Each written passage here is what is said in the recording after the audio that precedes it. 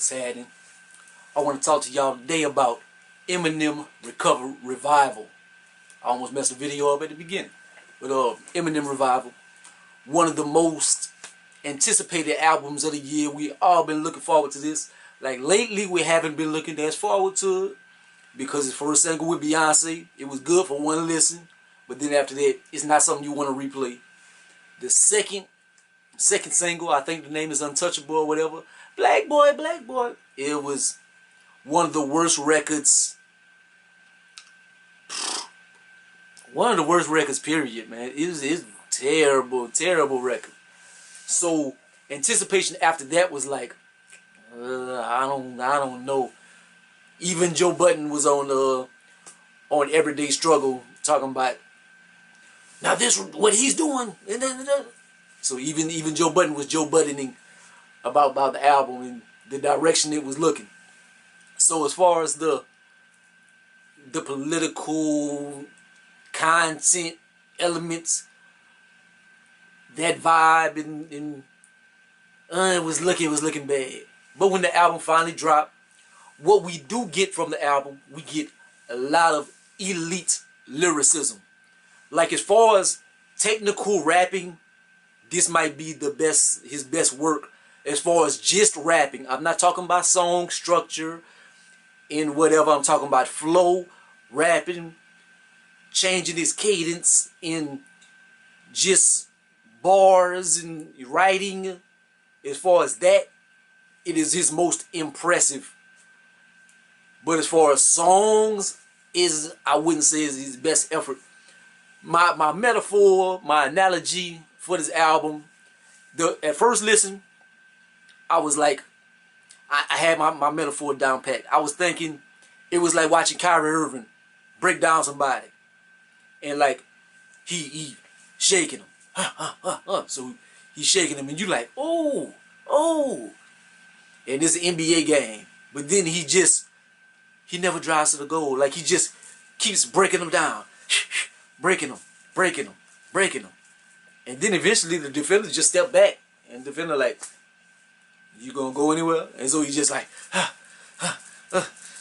So you just, like the moves are amazing. But you looking like, you gonna do something with it? You gonna shoot the ball? Like, that's how I kind of thought of it. But then after the first listen, I was just kind of chilled out. I was mellow. I was laying down in bed. I was listening to it. I was like, this ain't it. Second listen, I was driving in the car, and I took it out of the NBA element. And I'm thinking of it more as like, well, this Kyrie Irving, he doing his thing. Maybe he not in the NBA game.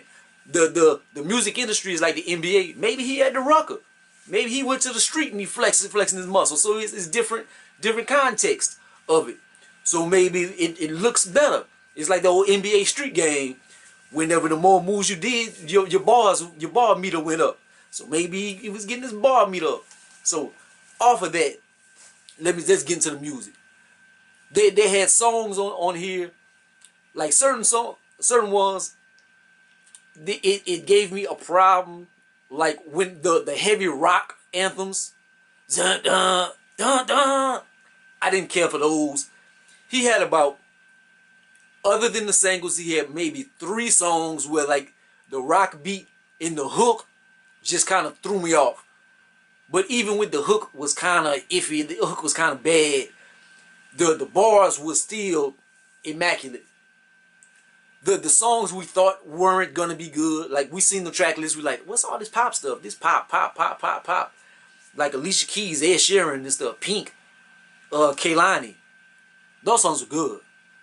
Whenever he went into the stuff and he was talking about a bad husband and stuff like that, he talking about his relationship with Kim and talking about his mistakes that he did along the way.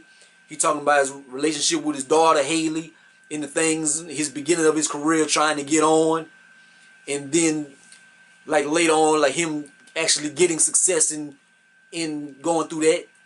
Like Castles was great song. He ended the album off with a rose, and is kind of depicting like when he overdosed and stuff, and he kind of like dies, and he's looking at it from different perspective, and then at the end, like he comes back to life and this and that.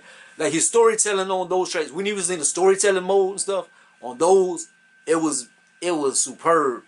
Some stuff is not gonna be for everybody. If you're an Eminem fan and you just like rap, you just like rappity rap, like miracle spiritual shit. Like, you know how people like to say, oh, you one of the more rappity rap people, them spiritual miracle shit.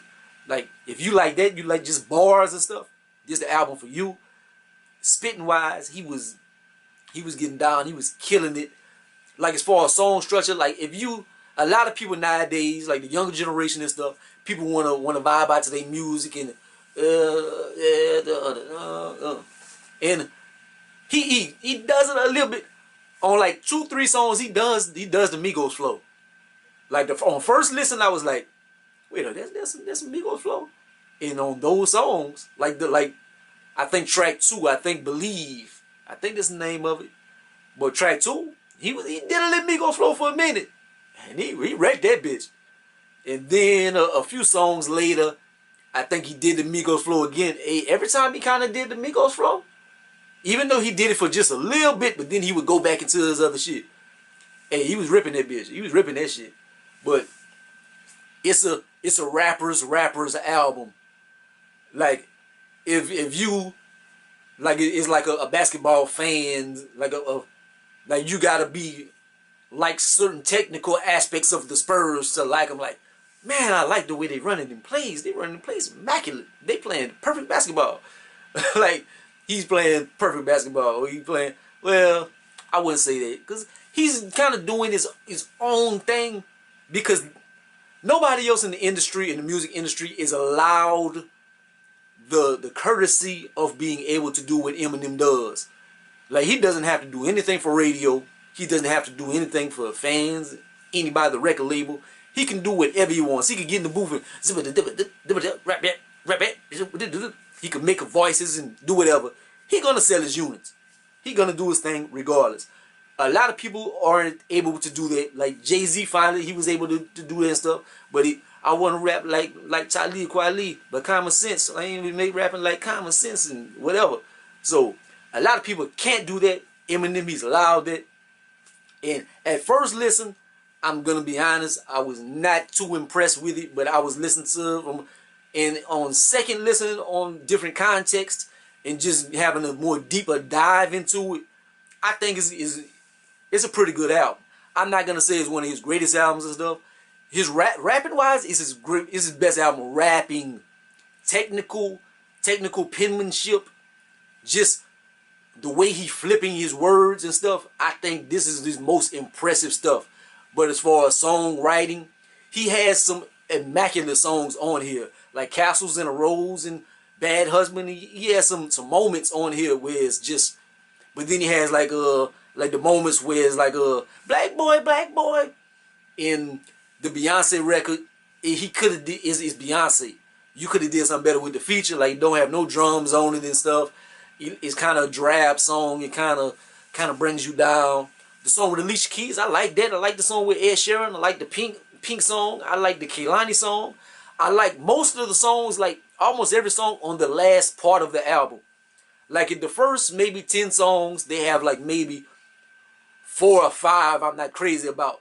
But then on the last like 14 songs, I like all of them except for maybe like 2 of them have like some iffy moments where I'm not crazy about them. But out of 24 songs, let me see, that's 4, 5, 6.